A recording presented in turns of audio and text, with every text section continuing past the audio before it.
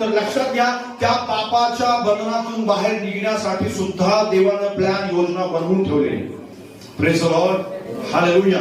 तुम्हाला केवळ ते आत्मसात करायचंय, केवळ ते हक्क आत्मसात करायचे. तुम्हाला माहिती आहे, जोपर्यंत एक मुलगा आपल्या ठराविक वयाचा होत नाही तोपर्यंत बापाच्या संपत्तीवर पूर्णपणे त्याचा अधिकार नसतो.